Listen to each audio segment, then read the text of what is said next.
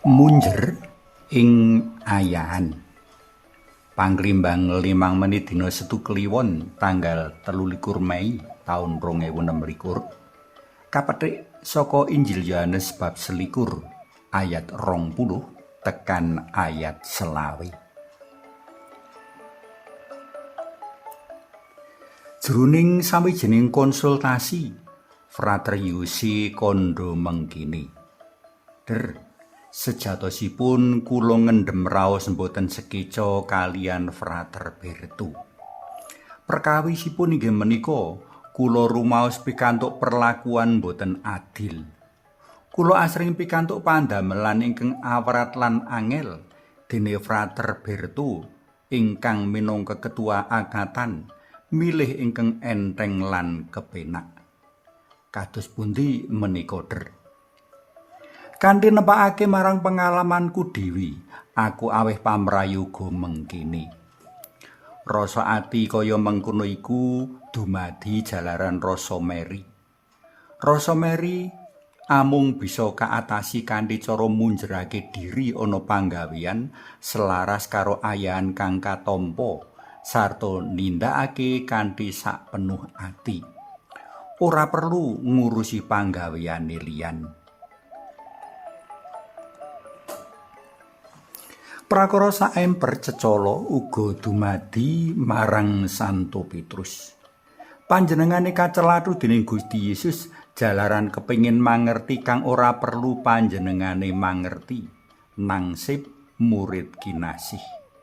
Menawa aku ngersakake dheweke urip ketuk aku rawuh, iku dudu urusanmu. Nanging kowe ndereka aku.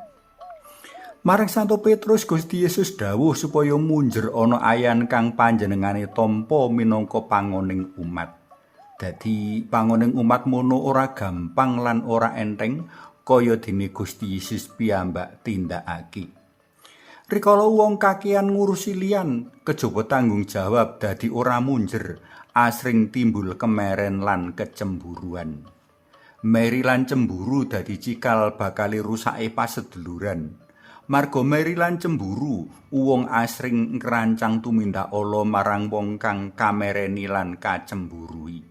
Tundhone dudu pangrengkuh tresna asih meneh kang katindakake, ananging krenah kanggo nyengsarakake lan nyingkirake. Akeh conto lan bukti ing endi-endi lan ing sakdawaning jaman, marga rasa meri lan cemburu, paseduluran bubrah, wong padha padudon, enggo kahanan ing papan panggawean dadi ora tentrem lan jenjem. Kaya kang dumadi ing waosan dina iki, Gusti Allah kagungan rancangan dewi-dewi marang saben wong. Santo Petrus tinanggenah nerusake kapemimpinan jemaat, dene Santo Yohanes tinanggenah nyeksakake karya agung dalem Gusti lewat Gusti Yesus, mligine lewat karya tulisane. Mula ora perlu kepo apa meneh nganti banding-bandingake.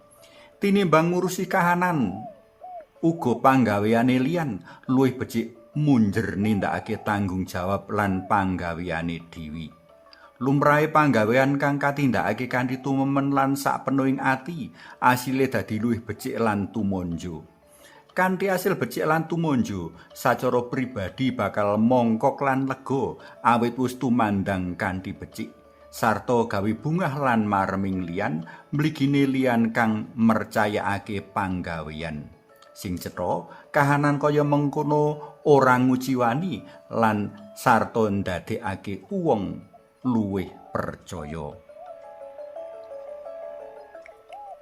Para tresna PLM kinasih, penget kanggo munjer ing ayan ora perlu kepo apa meneh nganti banding-bandingake antara kahanan lan panggaweane diri karo liyan isih dumadi ketuk dina iki.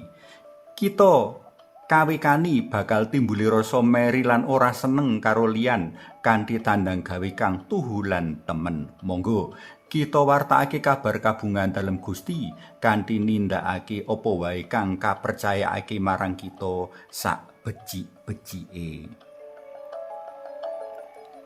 Suawi sami munjuk, kunjung asma dalem yang Rama so yang Putra tuwin yang Roh Suci. Amin. Rawuh yang Roh Suci ngresiki lan madangi manah kawula ingkang asring kasaput kalimput meriran drengki. Kateguhna kawula amrih saged tansah munjering ayan lan tanggung jawab saengga kawula tansah saged tumindak lurus leres lan wicaksana selaras kalian karsa dalem. Amin. Kunjung asma dalem yang Rama so yang Putra tuwin yang Roh Suci. Amin.